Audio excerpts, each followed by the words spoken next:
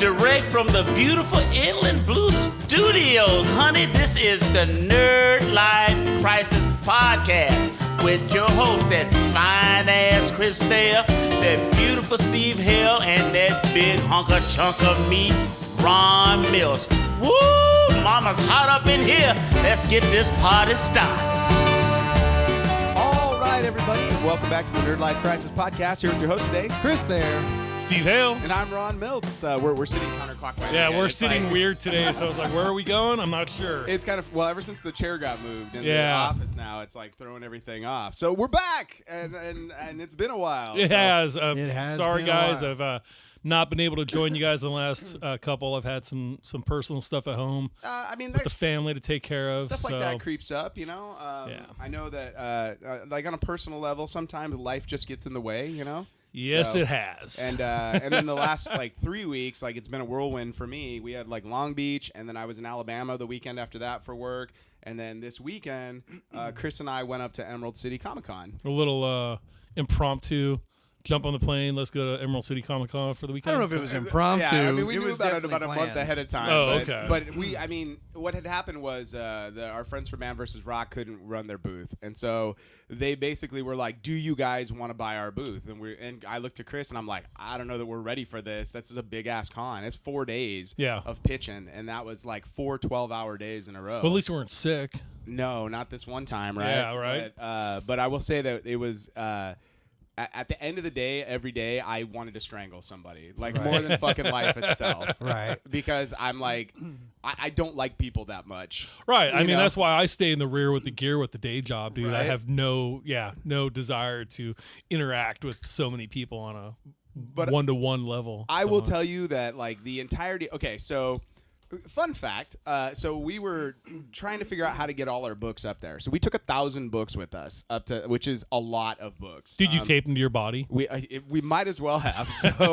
So we flew Southwest because bags fly free with Southwest, and that's the only thing that mattered. So Right. literally it was like 4 50-pound bags, 2 carry-on bags. There were about hold on, and 2 backpacks, right? So the 4 50-pound bags, we literally measured these things down to the pound of like, we're not fucking paying extra for these things. Right. Now, fun fact about your carry-on luggage, Chris, would you like to share? No, you go ahead. Okay. They don't weigh your carry-on luggage. So one of our carry-on bags was 89 pounds, and this is like this smaller one that fits inside of the other one, and then the other one was close to 105 pounds. So it had so many fucking books. So we get to TSA, and of course, like, our bags are going through, and they immediately pop because it's like this big clump of paper that doesn't read on the X-ray machine. Right. And the oldest grandmother woman working at TSA gets our bag, and she goes to lift it, and it's like she like, you know, it's pretty routine. She's grabbing carry-on bags, and she literally grabs it, and it was like she was lifting Mjolnir. Like, it did not fucking move. She looks at me, and she goes.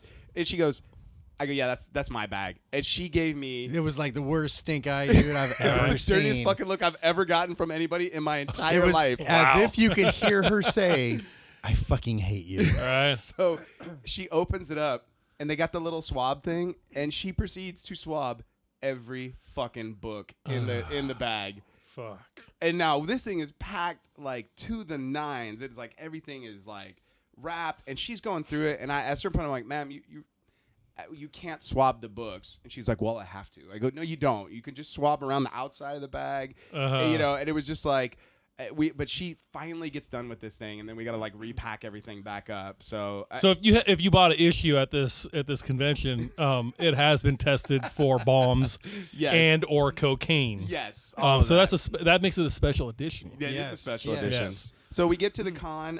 We stayed at the Low End Bates Motel. It was orange. Orange with blue trim. Oh, and if you think Denver smells like weed, Denver got nothing on Seattle. Really? Yeah. Nothing on No Seattle. matter what time of day we were going in or coming out of our room, it was like nasty. Well, the stinky last time I weed. went to Denver, dude, like the motel that we got, dude, it was like right next door to a fucking methadone clinic. Oh yeah. And when we pulled into town, you know, at like 3:00 in the morning, it was like that scene from National Lampoon's Vacation where they took the wrong turn in like Philadelphia. And he's like, can you show me the freeway? And he's like, fuck your mama. Yeah, it was fucking 100% like that. Like even I was like, guys, lock the fucking doors.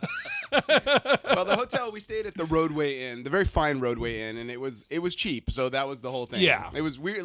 The only time we spent in the room was sleeping time. So we did go down for the continental breakfast. The breakfast of the continents. Oh, you gotta talk. Go ahead. Dude, I saw your picture. So you saw the picture of the pancakes, quote unquote. Yeah. So this thing is the size of like a microwave, like a standard microwave. Yeah.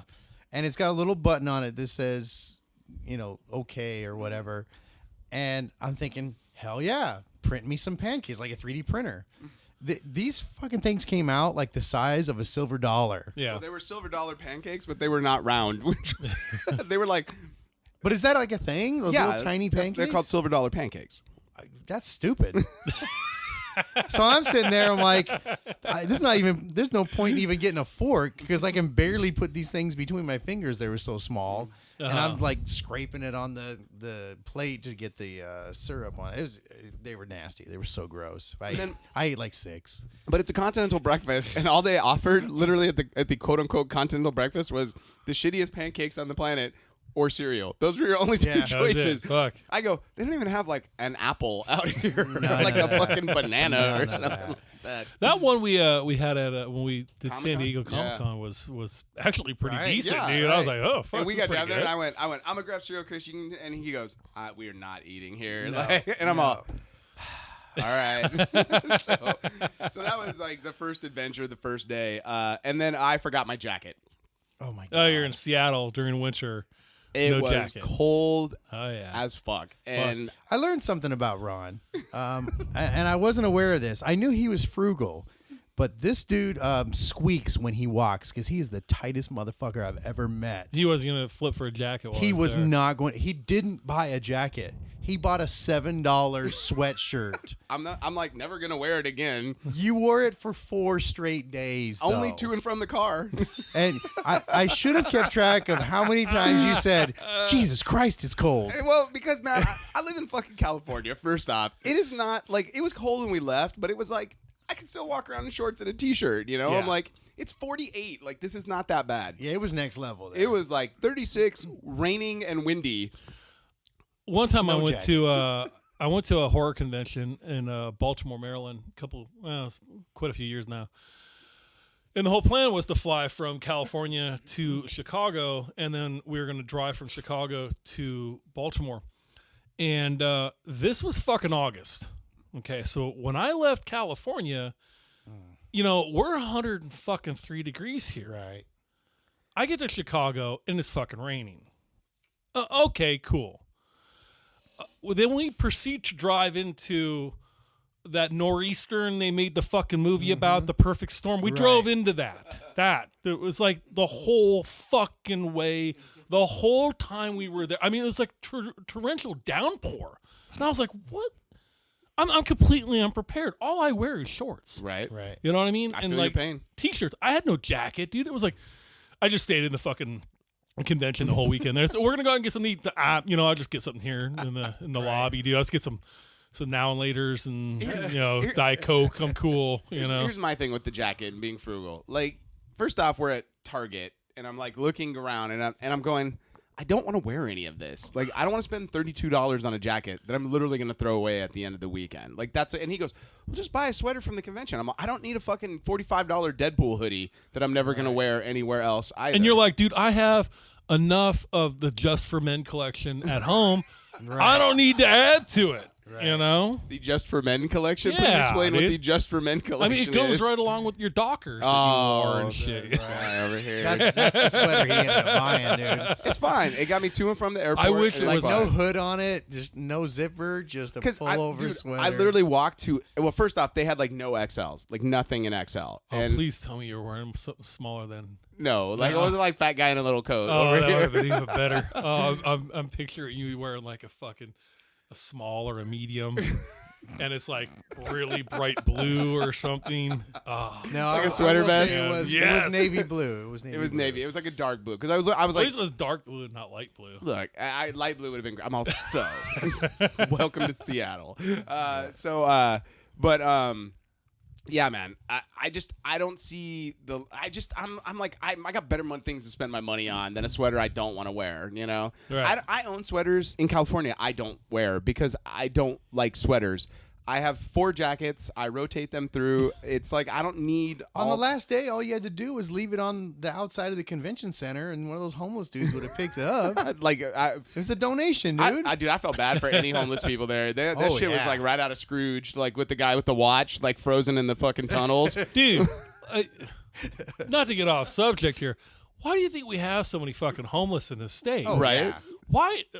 When I was in Boston last time, we were waiting for the shuttle to take us to this big Halloween festival going on in Salem, and we were standing there talking with some people, and locals, and they, oh, you guys are obviously not from here. Oh yeah, we're from California. First thing out of their mouth was, well, you guys got a lot of homeless there. And I was like, who the fuck would want to be homeless in Boston fucking Massachusetts? You'll die out there. Right. Okay? At least in our fucking state, I mean, yeah, you just pitch a fucking tent down in Venice, you could fucking stay there all year long. right. I mean, I get $35 and jump a bus too to get the fuck out of, Yep. Hoth, wherever the fuck you're living. Seriously. I mean, we're leaving, and the security guard at the airport's like, "Oh, you guys going back to California?" Yeah, he's like, "God, I can't wait to get to," they're all going to Florida. Right. Because it's end of October, they're like, we're getting the fuck out of here because yeah. because it freezes here, you know. Well, we played a fun game with the homeless, which is it's like Where's Waldo, but it's like Where's the Homeless Encampment? Uh-huh. Because with all the tree lines and everything, it's like you'll literally just be like, oh, there's one. Oh, Right. there's one. Well, it's all along the side of the freeway. We couldn't figure out why the freeway. I mean, I think we came up with the idea that it's just because you're less likely to get your shit stolen if it's all right people there next to the probably freeway. won't wander up on you. The cops probably won't mess with you. You'd actually be wrong there, but Well, please tell me more. Tell me more. if you know anything about that, dude, I don't. there is a fucking etiquette to the fucking streets too, just like anything else. And homeless people course. are taxed by the stronger fish on the fucking in the pond, dude. And they'll come down and collect. Really? so they're all. It's like Negan, right?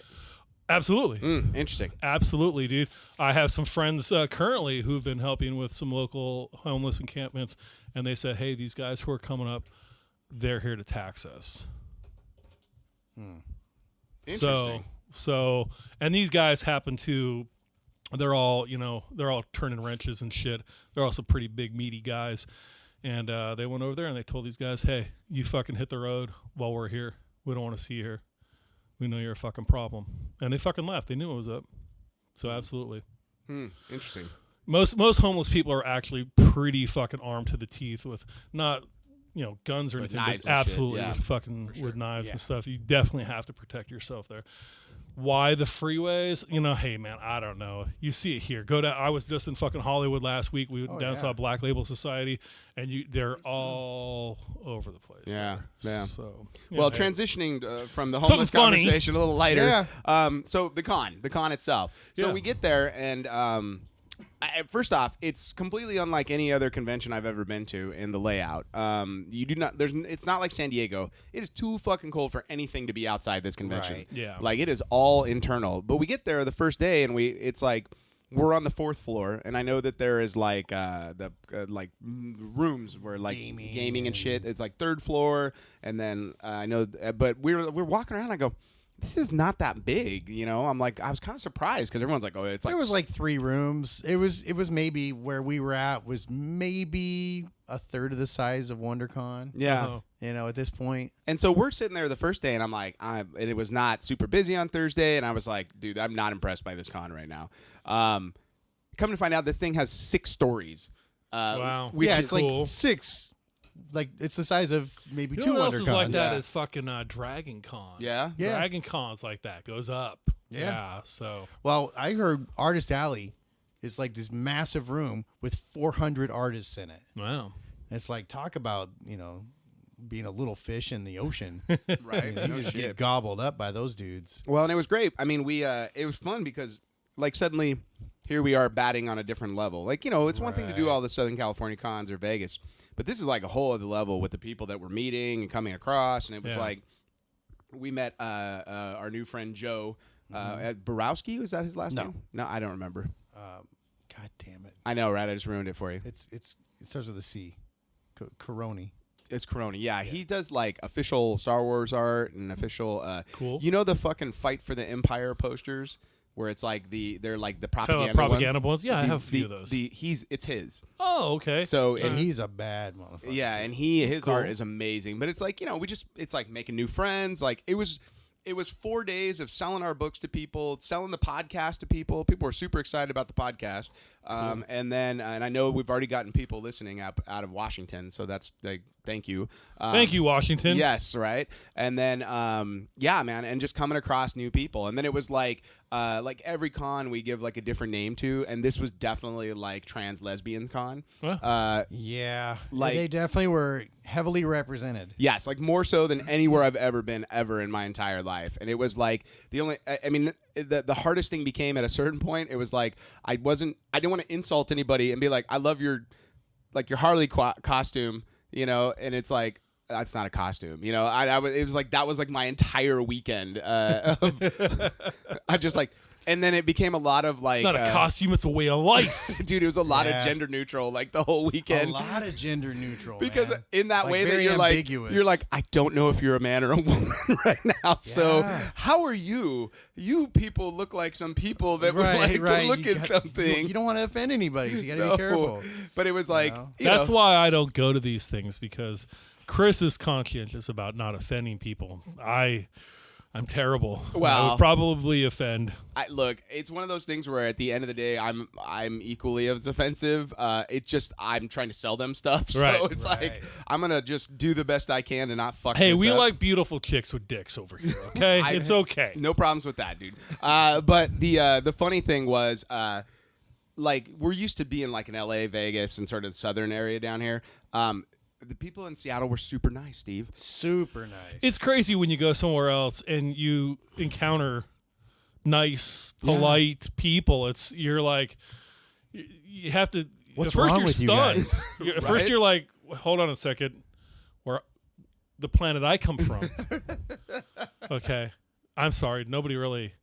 We don't even make eye contact. No. You know what I mean? So, yeah. And I think, but it was that point, though, where it's like, I just was like, after day 2, I'll just say no thank you if you don't want the book. You don't have to stay and talk to me and listen to my pitch, because they would. And then they get to the end and they go, yeah, this is not really for me. But thank you. And they'd be like, oh, you're welcome. But my favorite, Chris, what was the one? So she listened to the whole thing. And I think we probably talked about both books. Yeah. And she said, I really can't do it right now, but I appreciate you. Like, wow. That's, and I appreciate. Fuck, man. Thank you. And also with you. Let's put a bird on it. All right. Hey, these fucking nor'eastern people, man. It was quite the adventure. It's like fucking Portlandia. Oh, dude, it was like It was right out of definitely- Portland. Have you guys been to Portland, right? Have you been yeah. to Portland, Chris? Yeah, I mean, the first time I went to Portland was right when that fucking show came out, and I came home and I was like, holy shit. They're not lying. This is 100% fucking real, dude. Right. Like, I couldn't believe it. And then when I went back to Portland, because I thought, well, maybe I got it on an off weekend. No, not at all, dude. It was 100% like that fucking show. And I don't care if the people of fucking Portland hate the show now or not. You hate it because it's fucking true. Right. It's a documentary. is Oh, what it is. absolutely. Absolutely. So, We got a little guy we here. got a visitor. Hold up. All right, so we got that taken care of. Sorry, we had to take a quick break, and I'm sure we've lost our train of thought. But back to Emerald City Con. So just sort of to wrap this up. So, yeah, man, we sold a ton of books, met a bunch of new people, including our new best friend, Mike. Our new friend from New York that is like was my soul mate, as it were, my Comic-Con soulmate. I've never laughed so hard at a random dude in my entire life. This guy was like good. very New York, was very, everything was like, I'm not fucking from here originally, if you can't tell. Right. I'm from, and he goes, I got to tell you, not to be personal, but like I just got divorced. Like literally a week ago, my wife left me. So now I was like, fuck her. I'm going to Comic-Con. Did he let you know which one of the 5 boroughs he was from? Dude, it was like but it was like this stream of consciousness that was the funniest. 22 minutes. I wish I could have met your new friend. Oh my God, so sad. I was like, where are you? Like, where do you live, man? He goes, what? I'm in Seattle for now, but who knows? I just lost my job as well. He goes, I'm like a fucking country western song that went wrong. He's all I'm missing is my truck and my herpes, and I'd have all I fucking need. And what was great was you were gone. Sounds like a hero to me. He came back by the next day. Or later that day. I was there. It was later that day. And he goes, hey, just wanted to tell you guys, fucking pleasure to meet you. I can't wait to read your book. Because he goes, man, because he told me about the job. And he goes, but I really want to buy you a book. I go, man, I'll knock $1 off of each one for you. And he goes, sounds great. I'll take it. and he came back. He goes, read your book. Fucking read the first one. Can't wait to read the rest of them. I'm going to go home and read it. Probably have a beer. It's going to be a good night. Fuck yeah. Yes. Yes. But I love it. Yeah. So, but yeah. So we get done with this Comic-Con. Fantastic time. We discovered as well at the Seattle airport is like worse than LAX. They literally have one TSA for the entire terminal. Oh my God. And it was like our flight was at 5:30 in the morning on Monday because I was worried. I told him, I don't think we can get out in time. Like I don't think we can get from the con to the rental car drop off into the airport and on our plane by 7:30, which would have been the flight out. I go, that's the latest flight that Southwest has. So we went the next day. Wait, we did not go the next day. We got up at 3 a.m. No, we left at 3 Oh, that's right. for the airport. Yeah. And you literally could have thrown a rock and hit the rental car place from our hotel, Right. which was even funnier. Seriously, that's not exaggerating. No. Like literally, it was over the wall Right. across the street from our hotel. But so we dropped the car off and we get to TSA. And my buddy Chris, my fucking good friend Chris, who knew this was coming. We packed up all the bags the night before. We had one. We were like, dude, we sold so many comic books. We basically took one bag and stuck it inside another one, and everything was light, and we were good to go. And that's the carry-on. All it's got in is comic books. And he's like, okay. So what does this asshole do? He puts his fucking toiletries in there with his aerosol fucking spray can, and guess who's carrying the bag through TSA? This guy right here. Right on. So guess who got the 21-minute pat-down hand job? Nice. Yeah, this job. dude. I finally catch up with him afterwards. He's like, "I'm not fucking talking to you." I'm so mad. I'm so fucking livid. I got Barney Fife patting me down first off, and I swear to God, this fool was suffering from the shaky hand syndrome or some shit. Right. And he was just like. And I got my pants on, and it's every nook in your fucking pants this dude's on top of, and it's this pair of pants I'm wearing has a little nook in the front, and he's getting in there, and he's like, what is this right here, sir? And I'm like, I'm pretty sure that's my penis. I intentionally I take a Viagra a half an hour before I go, dude. I just am if you're gonna fucking do it, we're gonna fucking get it on. We're gonna party. Well, how much was the tip that you left on the way out? He got just the tip. Was He all. got just the tip. But no, man, it was literally I at a certain point, because I told him, the bag's gonna get searched because it's got comic books in it again. TSA's gonna open it, that's not the issue. But the aerosol can. I was sure I put it in the right bag. But man, after those 4 days and waking up early because we loaded everything up the night before. No, it was right before. Oh, just your toiletries and such. Yeah, because we were using that, brushing our teeth and stuff. So Oh, even better, dude. So the Monday after the great weekend, I get home on Monday and it's so I get the full pat down, 21-minute pat down at TSA. Then we fly and we get here and it's they lose one of our luggages, one of my bags, bag, with all my clothes in it. All my clothes were gone, and I'm like, God damn it! I get home, we drop Chris off. I get home with my mom, and I find out while I was gone, Elena let my mom borrow my car, and somebody keyed the shit out of it. So, and it's not a little bit, not somebody came by and was all, oh, fuck you. It's swirly fucking key. It's the entirety of the hood and the whole side. And I'm like, I'm literally at this point. You know how I was mad at you, like where did this happen? I don't know. My mom borrowed the car and she brought it back. And my mom's 75 years old and is not. She's 75 years old. She's probably down at some bar like by UCR, and some drunk co-ed comes out. Right. And it's like, I know whose fucking car this is. Fuck you, Robert, motherfucker. Woo! UCR bitches, and just fucking just keyed the fuck out. That thing, and that's dude. what I told. I go, this is a woman that did this. Some girl, because guys don't. Well, at least she didn't put big cocks on it, dude. That would have been perfect. You could fucking just like put cardboard, just fucking duct tape it over. Oh, it'd be fucking sweet, dude. I was so tired and so livid on Monday night when I got home.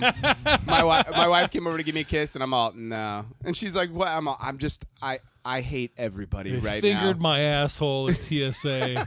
My fucking car has been keyed. Oh, shit. Oh, and it's even better. We switch phone plans, right? It's like the perfect thing. We switch phone plans because my wife, on average, uses 2 gigabytes of data a month. Like, and I'm all, dude, we're going to save a ton of money. We're going to go to this other phone plan with Google. We just switched over while we were in Seattle, Chris. The first 2 days, I come home and I check. I go, how have you already used 4 gigabytes of data in 2 fucking days? What are you streaming? And she's like, well, I was, and I'm like, are you watching like movie? Like, what are you? The whole thing was, the discussion was, do nothing different than you normally do. Right. And now you're like, you're like a hacker all of a sudden. Right. Like, what could you possibly be using 4 gigabytes of data? Are you downloading illegal movies through your phone? Like, what the hell are you doing? Yeah. So that was like the end of my day on Monday. And yeah. So good times. Yeah, I feel real bad. Hey, last time I went to Chicago, man, my friend who lives in Chicago Phil, he, I got in this Frankenstein bust a couple of years ago, and he had my wife send this thing to him, and then our other friend, Monty Ward, who is an awesome painter, paint this thing up for me. Well, then Monty went the extra effort, and he mounted it to a base. Well, when he mounted it, he just took 2 big fucking wood screws and right up the fucking, the bottom of this. I didn't think nothing of this. And you took it on the fucking Oh, man, I put it in my carry-on, dude. Well, let me tell you how fucking quick they pulled me out of line, dude. Yeah, so I've got this fucking Frankenstein thing with wood screws in it, so it could either be a bomb or fucking coke. So, yeah, they were swabbing that, and I was like, oh, fuck, dude. Luckily, they didn't fuck it up, break it or nothing, and just put it back in my bag. Oh my God. But I was like, oh, I'm that guy right now. I didn't even think of it. I didn't even think of how he mounted it. I thought it was glued on there, dude. Right. It wasn't until they showed me, I was like, oh, I was not aware of that. I'm sorry, sir.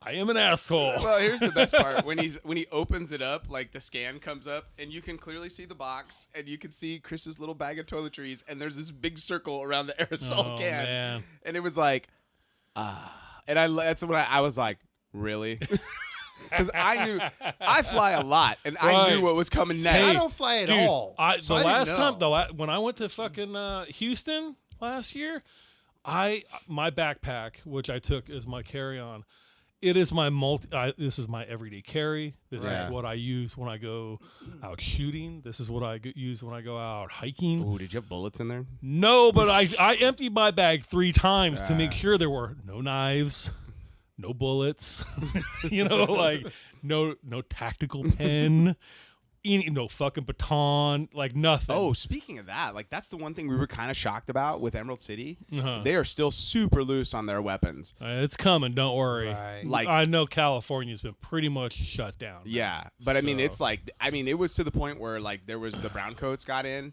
and this dude, his gun wasn't even tagged, and it was like, I didn't see any tags on any weapon. yeah, I mean, I saw a few, but I'm like, dude, this place is loose still. Like they're playing fast and loose, and also we figured out if you want to sneak into Emerald City Con, just go in on Thursday morning and be like, I'm a exhibitor. Yeah. Nobody stopped us. It was just like It's like old walk school right San in. Diego, dude. Yeah. Like I still have my old, and I'm sure you do too, with the badges where it was just a fucking stick it. It wasn't quite that bad. Like they had like these little official, and it was weird because we had to like activate the badges but there was not like a point where you tapped in or anything. No. So, and dude, the scalpers, like I was tripping out. Oh my god! Yeah. All in front of the streets, man, scalping tickets right like crazy. outside the doors. Wow. And I'm like, I looked at him and I go, this is so weird to me because you can't do this at any of the California cons. They like shut that down in a minute. Not at all. Yeah, you know? totally. Yeah, it was definitely a different world. Yeah, it I had a was. friend recently just send me a thing on Messenger. He's like, "What do you think of this?" And it was somebody trying to like sell Comic-Con. I was like, "Dude, it's a scam. Don't send him any money. It's bullshit, dude. Don't get any of that. No, There's no third-party Comic-Con badges. People don't. It's a scam. not a thing. Not a thing. So yeah, man. So it was an absolute blast. That's but cool. I Good will tell you. times. I will tell you one of the things that did happen while we were there on Sunday night was the Oscars were going on. And we basically, in between barbecue and unloading and packing for the con. The barbecue. Oh, yeah. Don't eat barbecue before you fly it. Not a good idea, dude. Not a good idea. Yeah, while he was getting strip searched, I was trying not to die at 5 o'clock in the Chris morning. went to the bathroom so many times on the flight home. Oh my god! Nothing like having a fucking drop a deuce in the fucking in a yeah, plane? Yeah, it's a party, huh? Yeah. It was great, dude, because he was literally like, oh, God, I got to go to the bathroom. And it was like every 10 minutes, I was like, I felt like I wanted to get him like a set of like Pampers or something. Oh man! And especially like we got off the That's plane and he was all, beautiful. okay. It's all, prairie dog. And It was rough, man. Do not have famous Dave's at 8 o'clock at night when you were getting to the airport at That 3. is fucking awesome. So yeah, so let's real quick because we haven't had a chance to talk about it, but I know we've all seen it now. So The Shape of Water won for big Best Picture. winner, dude. Guillermo del Toro, And he can't won for believe Best it. Director best as well. director. And let me tell you, dude, on a very personal note, I have had the pleasure of meeting Guillermo del Toro a couple of times. He's a really nice guy. We met him right after he did Hellboy on the floor of San Diego Comic-Con. He was literally walking the aisle by himself. Not a person there knew who the fuck he was but us. I was with you when that happened, yeah. Remember? And We just sat there and talked with him he for tore off that piece of cardboard for Phil and drew a little Hellboy on this piece of cardboard that Phil gifted to another friend of ours. Super fucking cool. Absolute gentleman. Is all about the monsters. Oh, absolutely. Anybody, if you know anybody, if you go to Monster Palooza, you'll meet a ton of artists who have worked with him there. Tim Gore, Norman Cabrera have all worked with him on Hellboy, Pan's Labyrinth, you name it. And they just can say nothing but good things about him. He is awesome. He deserved this award for such an Oh, it's a awesome, beautiful film. beautiful movie. Dude. Now, we were having this discussion off air, but Chris, you legitimately do not think that is a horror film. It doesn't. It's to me, it doesn't strike me as a horror film, and I get the traditions of like Frankenstein and those things. It is definitely an ode to those 1930s. It may be a nod to it, but I would not put that movie in the horror genre. Well, what genre would you put it in? I don't know. It's not Romantic comedy? supernatural. It is a bit of a romantic tragedy kind of. I guess Well, I mean, even you could even say that about the Frankenstein and the Bride of Frankenstein. Those are romantic tragedies. Frankenstein's monster is not really the monster; he's the creature, and it's the doctor who is the monster. In Bride of Frankenstein, it's Dr. Pretorius who is the actual monster, and these creatures are just unfortunate victims of the circumstance, just like in The Shape of Water. Right. So let's talk about this movie real quick. So, I mean, especially for us, like in this podcast, like we're obviously genre nerds. Big to have a horror movie, this is like when Lord of the Rings won Best Picture, and you were like, I cannot believe that Lord of the Rings won Best Picture. Like that, how does that ever happen? You know? And I literally walked out of the, not that we watched the whole show, but it was like that sort of thing where I was dumbfounded because, you expect it to be like an artsy film, or something like that. It's like when Mad Max was nominated. I never thought Mad Max was ever going to have a chance to win, for Best Picture. For sure. And in retrospect, had Warner Brothers done any sort of push on it and bought into it, I think it could have won that year. I mean, traditionally, for many years now, I have the Oscars does nothing for me Right. because That's kind of how I felt. because I tell you, almost 99% of the pictures that are up for a fucking Oscar, I would fucking watch, dude.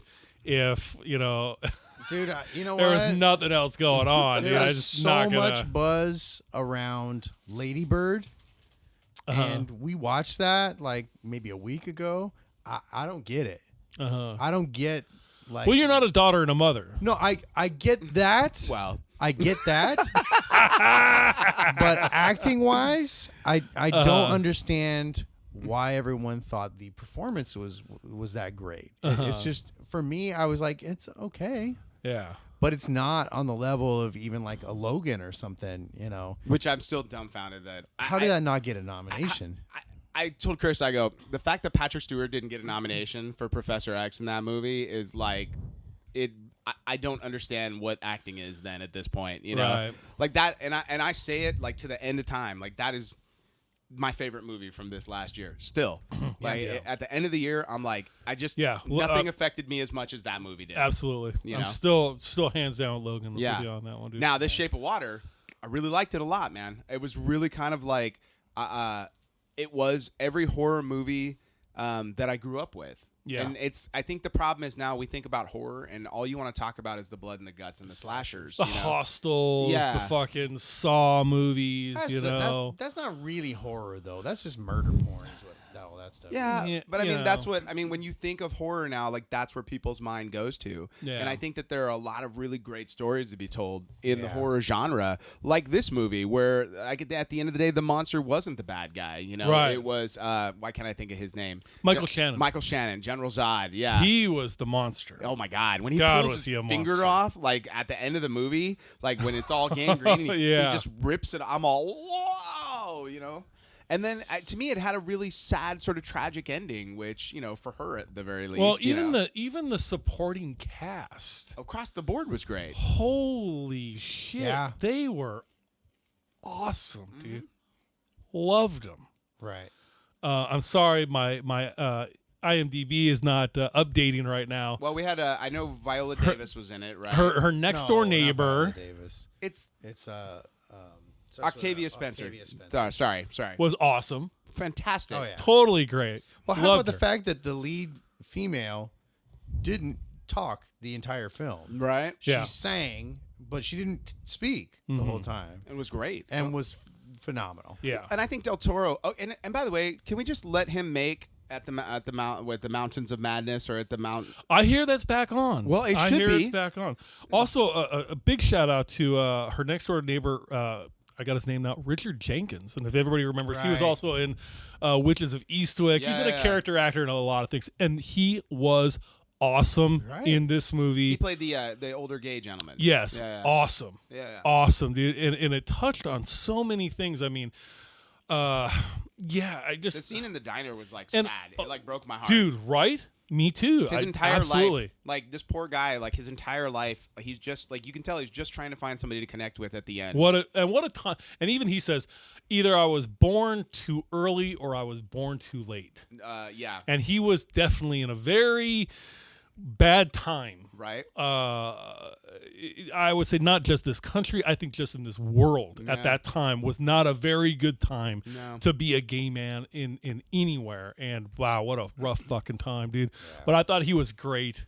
Man, when they were breaking him out and it just that whole scene, and, you know, and the making the ID, I was in love. I thought it was so good. Were you like me? Like I literally caught myself holding my breath. Like during that. Oh yeah, sequence, totally. You know, and then literally when he hit the Cadillac, the guy Michael Shannon's Cadillac. Yes. Like it was like I was like oh like it's like when I was like oh and I just sort of laughed and also I mean the unspoken, you've seen him in a million things.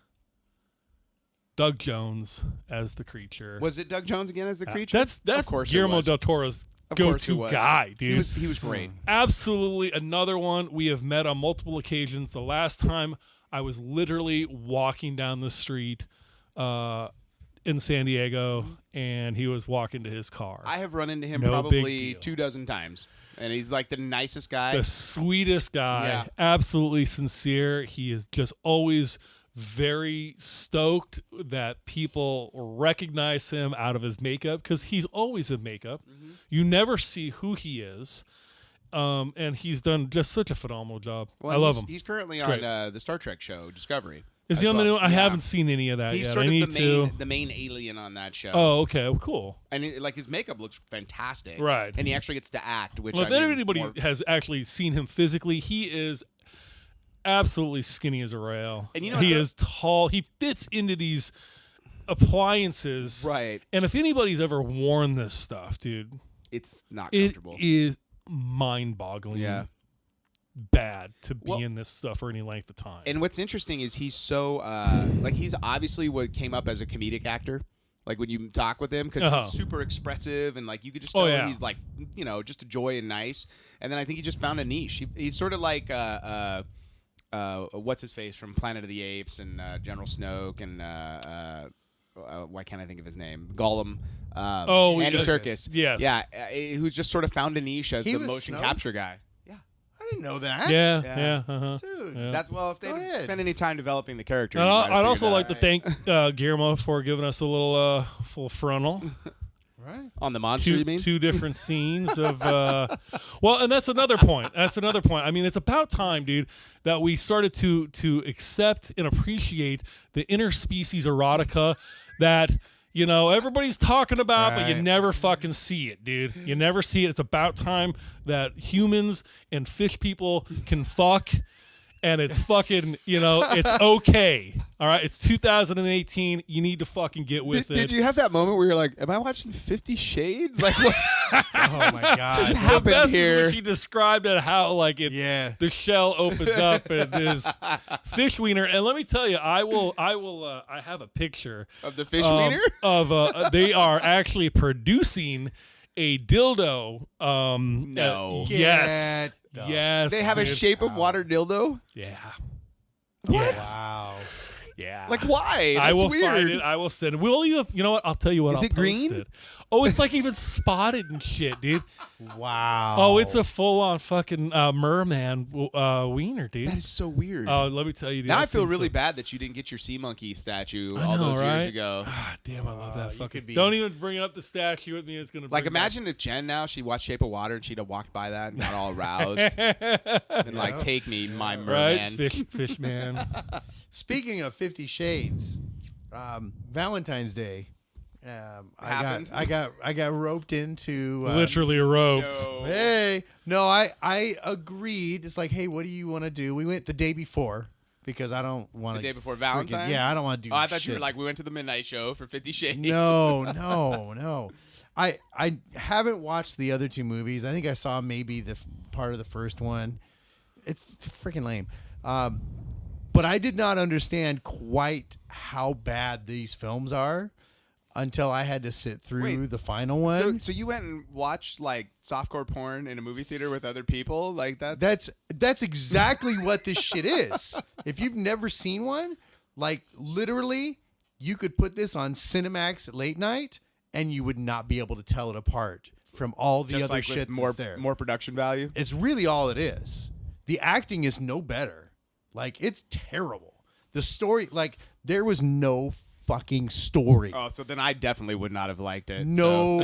Because Ron is about the story. Everybody knows Ron's about the story. Oh, my God. It's like all of a sudden, we're just, like, tying people up for no reason. And, like, okay, we're going to have a sex scene here right in the middle of nothing. It's like, what the fuck? I mean, I'm not complaining, but, like, what is happening? Hey, I'm like looking forward to the fourth one now that they're married because I know they're married because I walked by the poster today. They had like I think that's it. No, they're not done? making another one. Oh, I want to see them like when they're at Target and they on a Saturday afternoon. You're gonna fucking Tide Pods and fucking toilet paper, right. you know.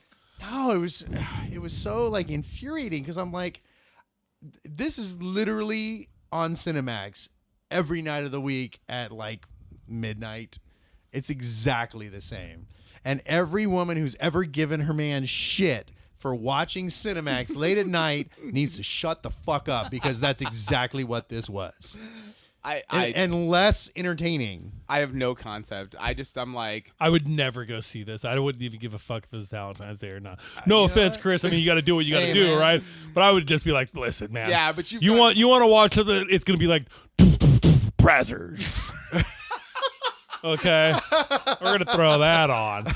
And that's kind of how I feel. It's like, if we're going to watch this, let's just go watch this. Let's go watch some real stuff. Wait, if that's what we're doing. I know that you forced your wife to go see some movie that she didn't want to see because you took her to The Hills Have Eyes that Oh one fuck, time. dude! Right. Still hear about that one. But have you ever been forced to go see something you don't want to go see? Or I mean, recently at that? Not recently. I think the one that there was one with Katherine Heigl. Is that her name? Yeah. And then what's his name played in 300. Oh, yeah, that Gerard was Depardieu? decent, actually. That Yeah, was like funny. they were getting together type of thing. She kinda really remember that wanted movie. because she's all about him. So I was like, Right. okay. Actually, it was kind of funny. It was a love comedy thing, but he was obnoxious, and that's what made there that was movie great. there was something else. But I was like, nah, you better go with your girlfriend to go see that one. I ain't seen that. Elena shit, dragged dude. me to see Les Mis, and first off, I'm not a fan of musicals, and by the end of it, I was so livid because I'm like, they drive like rock operas and operas drive me nuts because it's like, let's go outside, Yeah, we should go outside, let's like go it. outside. Like, And to you're me, like if we want to go ahead and do like I don't know, like a fucking Willy Wonka type of thing where we have some dialogue and then all of a sudden we break into song. Sure. I'm okay. But like when I saw the Johnny Depp one, come on, Brand. Sweeney Todd. Sweeney Demon Barber. Todd drove me fucking crazy. I was like, are they gonna sing the whole time? The whole fucking time? They can't even say hello without busting into a fucking song. I'm like, And Sondheim, it's like killing me, dude. I oh, was like, I like wasn't weird ass. Yeah. So Hello, And all the Les Les Mis Mis, syncopated. And visually, it looks really cool. I Right. like that kind of stuff. But man, the fucking singing the whole time, I'm like, no, Yeah. can't do it. Yeah. So, and that's like a I wouldn't 3.5 hour movie or something. I wouldn't have hated the Les Mis if they had gotten people who could actually sing. Most of them could sing, but Well, what's his face? Russell Crowe? Russell Crowe could not. Made it impossible to sit through. That was painful. It was so bad. Yeah. And I guess he's supposed to be able to sing, but I don't know what the hell they did on that day because it was not happening. It was bad. Yeah. Yeah, the number of things that I've done that my wife has dragged me to, because at a certain point you can only say no so much, and then Right. you're the asshole. Right. Yeah, I know that. You know, We don't ever do anything I want to do. Yeah, it's like I want to go do this, and I'm like, literally at a certain point, I'm like, I'm not doing that, and she's Oh, like, I've- but I'm not.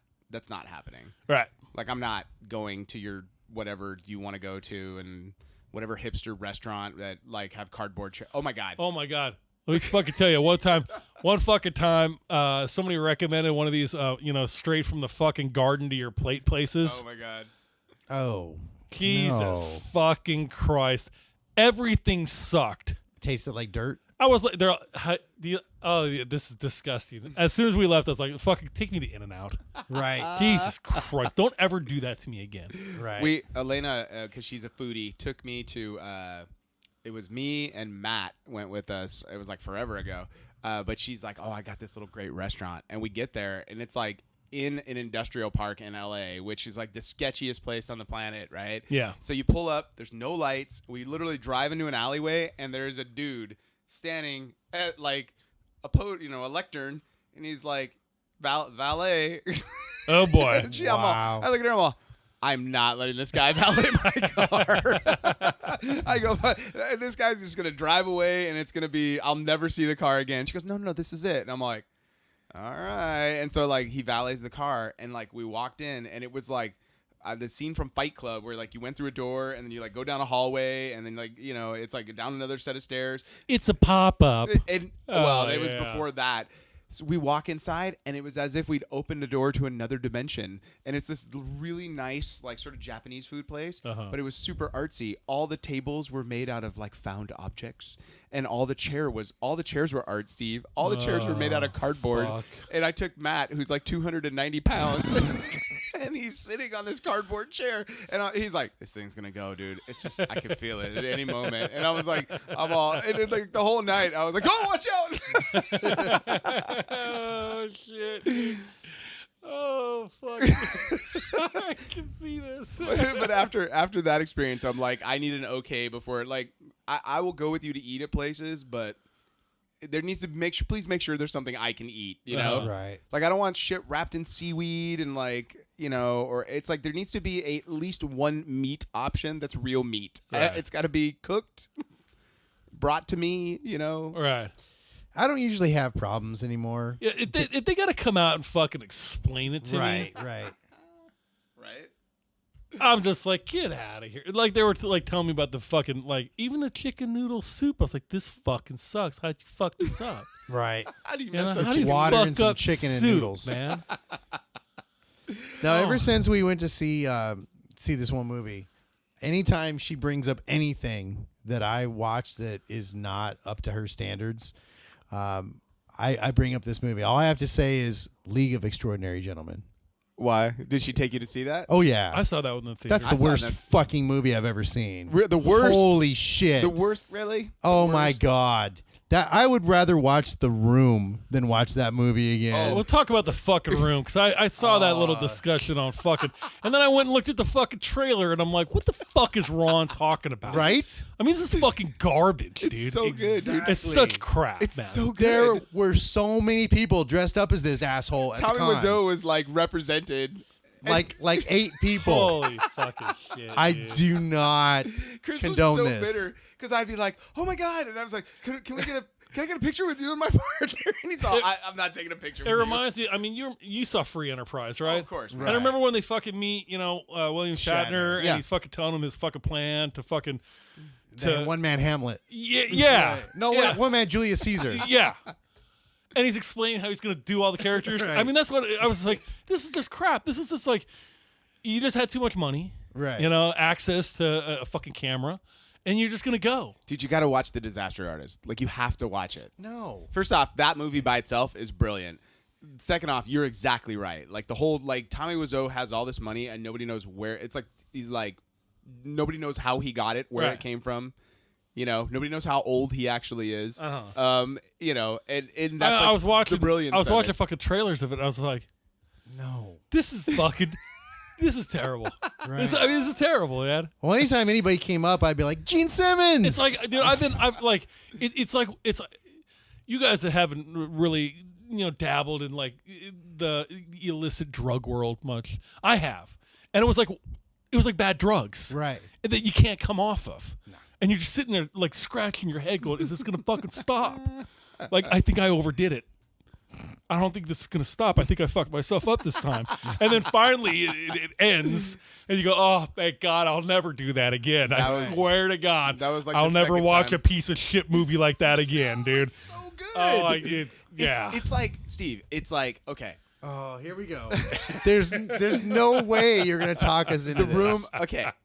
First off, it's as if you went to somebody and you said, "I'm going to explain to you what a movie is." Mm-hmm. Who's never seen a movie before in their life, and then you get done with it and you go, "Cool, now make a movie." And then they like made a movie. Then they're like, I'm really proud of this movie that I made. I've made this thing. And then you sit down and watch it, and you're like, I'm a storyteller. Right? That's what I do. I tell stories. and at a certain point, That's why you're- Ron likes it. Oh, I love it. You know. Oh, the story's terrible, but it's like, Right? but it's like you get done and you watch it, and you're like, about halfway through, you're like, no sane person would make these choices in a movie, in their script, Yeah. or in the way they shoot it, or like the whole. Sorry. All the rooftop stuff is green screen for no apparent reason. Like, there's all this green screen in the movie. You're like, why is there so much green screen in the movie? There's subplots in the movie that go nowhere, Right. absolutely nowhere. And it's so fascinating to me on the standpoint that you're like, no one could try to make this movie and make it. Like, it's like a Roger Corman film, Right. You know, where Yeah. you just like, or like, what's his face that did Ed Wood. Ed Wood. Yeah. like those movies, like those guys were trying to make a good movie, right, on a limited budget, and that's why I hate the Sharknadoes and stuff. It's like you're intentionally making crap, right? Where these guys thought that they were actually making, I'm making a supernatural thriller, right? And they were making something special. Well, and I think that's when you watch The Room. Like when you first start watching it, you're just sort of like, this is not good, and then at a certain point, you're like, oh, this has come all the way around to brilliant. Like, this is so bad. It's like fucking Marlon Brando in the fucking end of Apocalypse Now, and he's like the genius of it. You know, yeah. You know what? It's like Brando in The Island of Dr. Holy Moreau, shit! where you dude. watch like you. I remember the first time I went and saw that movie, I was like, this is the worst thing I've ever seen in my life, dude. And then I found it. I went back later and I watched it years later, and I was like on video or something, and I watched it and I was like, this movie's. It's so crazy. It's fucking brilliant, dude. Like it's you know the original fucking director on there. It made him go so crazy. He went off into the jungle and didn't come back for like a couple of years. Like no shit. Oh yeah, dude. That movie was fucking out of control. You got to read the behind the scenes of that fucking movie. You think watching it was fucking crazy? Yeah. You got to see the rest of it, dude. And, you know, and it's like fucking off the fucking chain nuts, dude. Have you seen Island of Dr. Moreau, that Brando version? It was almost. I mean, yeah. If you've ever seen the documentary of the making of Apocalypse Now, Yes. I mean, it was Heart on that. The yeah. Heart of Darkness. It's on that fucking level, dude. It was crazy, man. That's fantastic. Yeah, dude, it was fucking pretty wild. So The Room is a lot like that as well, which is like, look, I'm like, if you want to watch an absolute train wreck and understand sort of like, and I think the James Franco, Dave Franco movie, because it's based on the book. The guy that was the sane one basically wrote a book about like this movie, like the fact that it even happened is like this miracle. And and it's funny because Franco, like you're watching and like, oh, he's doing like, it's like his acting, it's like, this is really bad until you realize you're like, this is literally, he's doing the best impression of this guy that you could possibly do. And I think that's what, like, watch The Disaster Artist, then go watch The Room, like back to back. You know, like not in the same night, like. But, like Chris over here shaking his fucking head, dude. Like, no. Here's the best part: is every single person that was dressed as Tommy Wiseau that came by, we would have this conversation with Chris, and he's all, "No, I'm not gonna do it. I'm not gonna do it. I'm not watching this piece of shit." I would be like, "Are you supposed to be James Franco? Is that your fucking deal? I don't know. You're fucking." Oh, that's no. I literally start calling everybody Gene Simmons that look like, and none of them got it. None of them got it at all. I think like we played our game of like what bad supervillain or what, you know, guessing your costume wrong all weekend long. And then and I have to thank Chris. So we met like a bunch of really nice 501st members up there, and then was it Cloud City Garrison? Yeah. So this guy we met. You know when you meet that one person that like is not good at social cues? Yes. Oh yes. Yes. So we met her. Super nice girl. I don't remember her name at all. But Chris asked her one question. She did not leave the table for 20 minutes. I was all. I checked out after like 30 seconds. What'd you ask her about? I don't Star even know. Wars? But this freaking guy keeps asking her follow-up questions. I'm like, what are you not doing? To be rude. I was like, oh, okay. All right. Well, that's really great. And then she'd keep talking, and I go, well, maybe if I, like, point her in another direction that she's not as interested in. Like, obviously, she's very excited about Star Wars. Cool. We've talked about that for about 5 minutes. Let's move on. And then at a certain point, she's telling me about, like, the grommets on her outfit and how hard it was to put them in. And I'm all... Now, she's not just part of the 501st, but she's also a part of the Rebel Alliance or whatever the hell they're called. And then she started telling me about her Mando Merc outfit, and I'm all... When you start diving into them fucking Mando Mercs, and if you guys are listening, you know what the fuck I'm talking about. Man, you start fucking like role playing your fucking shit. LARPing it, you know. Right. Start giving yourself a new name, you know, and a clan that you're part of, some different planet. Jesus Christ, man, on the hierarchy of nerdom. I mean, you're fucking sinking, dude. You're sinking down there, okay? Well, here's the best part. Like, at a certain point, she was talking, and she literally was just talking to some over here because she was a non-eye contact person. And I literally look at Chris, and I'm all... and I mouth what the fuck to him. And then I come back, and she just didn't skip a beat. It was just, yeah. and the only way she stopped was 2 other random 501st people or Rebel Legion people walked by and like waved at her.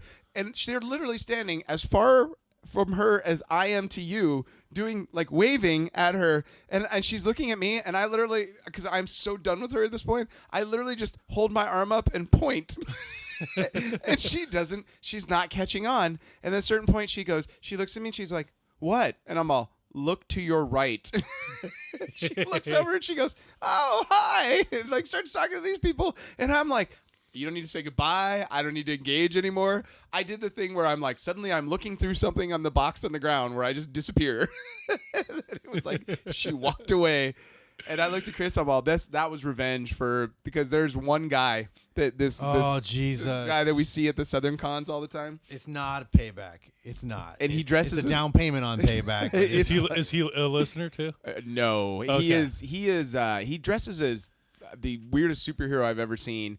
Some DC superhero, but he wears no pants. He just wears little spandex chones. Ooh. No cup. No cup. No cup. And no underwear. And he's just tall all enough, tip. and All tip. He just rests the boys right on the table. I will basically. fucking never forget the fucking year we were at San Diego Comic-Con and the fucking dude who was the old school fucking plastic man on stilts. Oh my God. His balls Right fucking boom. Just like nothing but fucking mushroom tip and his little spandexy fucking thing. You're just like, oh shit, bro. Don't you remember we were walking? I was all, Steve, I was like pointing, and you turned and you're like, holy shit. I did. I was like, no, your dick's by my face. It's like, Jesus Christ, man. This guy. Oh shit. I mean, come on, bro. Like, every time I see some Spider-Man or something, I'm just like, oh, bro, I can see your fucking dick, man. You need a cup. I'm trying not to crotch gaze you right now, but I mean, fuck, dude. So this dude comes up and puts it basically on the table every time he comes up. Awesome. And he talks for like 20 minutes about nothing. So we play this game now when we see him. Like, it's like we engage, we and who can engage, escape? and then it's like walk away.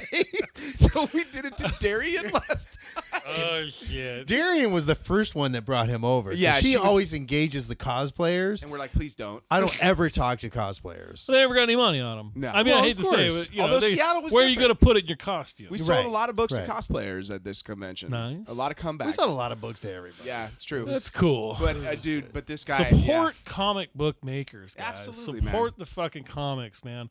You know, we always fucking talk about this kind of shit. You're like, you know, where are the jobs going? Where's this going? Bah, bah, bah. Go to your local comic book store. Buy comics. Yeah.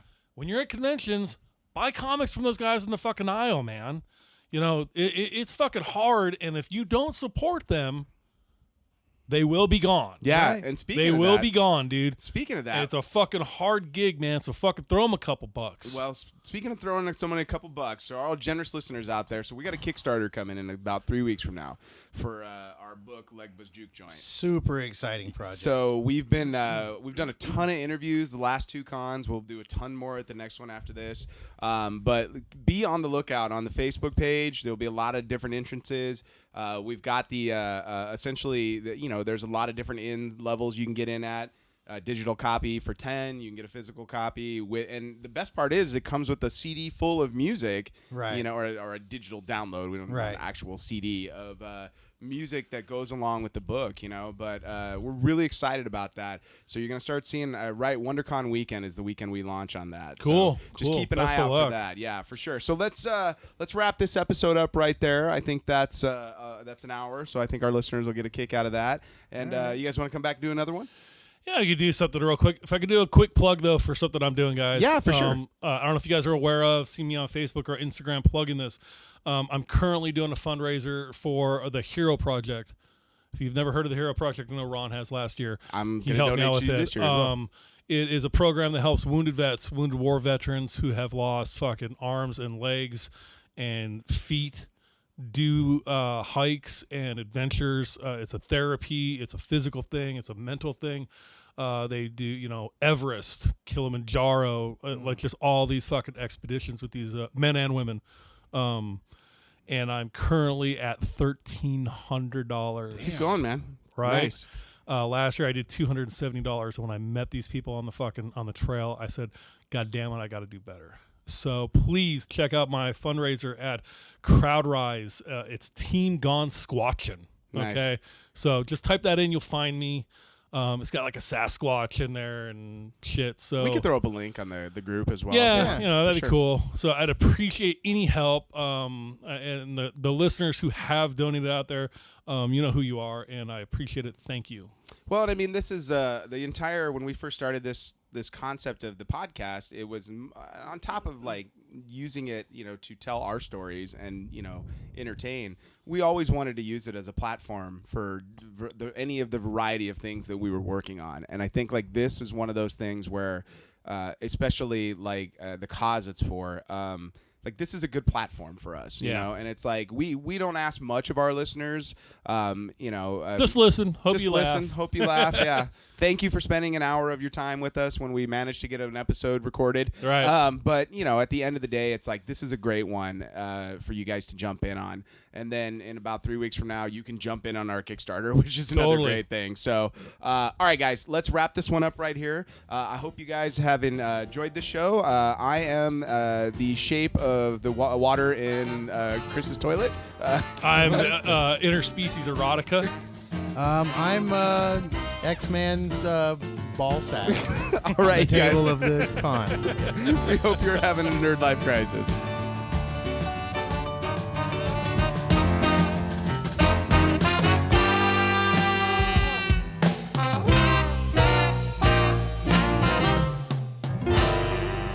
Music for the Nerdlife Crisis podcast is provided by Big Papa and the TCB. All music available at bptcb.com or at iTunes.